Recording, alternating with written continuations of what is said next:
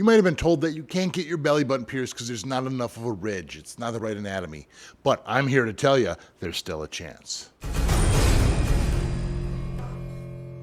A floating navel piercing is still a navel piercing, it's just pierced at a different angle. When you don't have the ridge to pierce, the bottom piercing is further in, so it's deeper inside the belly button.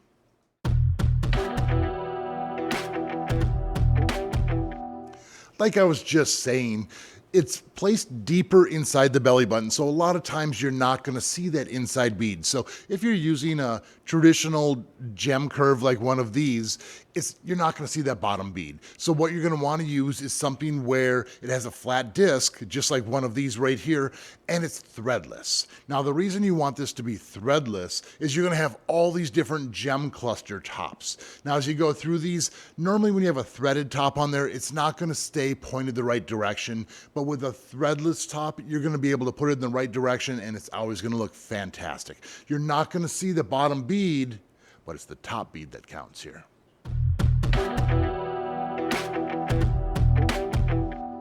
This piercing, because of the angle, is going to take a little bit longer than a traditional navel piercing, just because of when you sit down, the jewelry might be sitting at a different angle and pressing against your clothes. Now, if your pants are rubbing up against it, that will be a problem. So you need to wear a little bit lower pants where they're not rubbing against it so it doesn't cause that extra irritation. When I first started piercing in the 90s, high-rise pants were pretty popular and it was really difficult to heal up these piercings.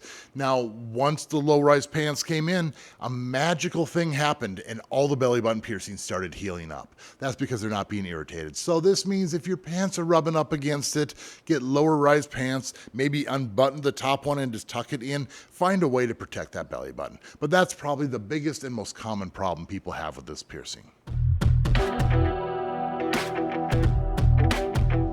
Floating navel. Different than a regular navel? Let's check out the panometer.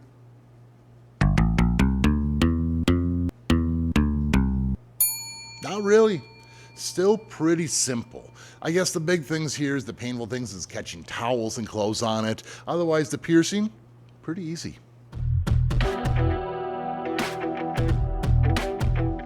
This piercing isn't necessarily going through a solid ridge, but it does still have a really good chance to heal up, as long as it's taken care of properly. So take care of this piercing. If you wanted to get this piercing, you didn't have the anatomy, I'm glad there's an option for you now. And there's actually thousands of options if you go with these threadless styles, because you can do top dangles, you can do all these clusters, simple gems, large gems.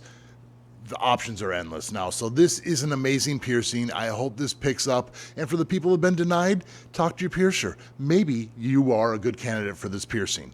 Unfortunately, if you've been denied because you have an Audi, you still probably can't get this one.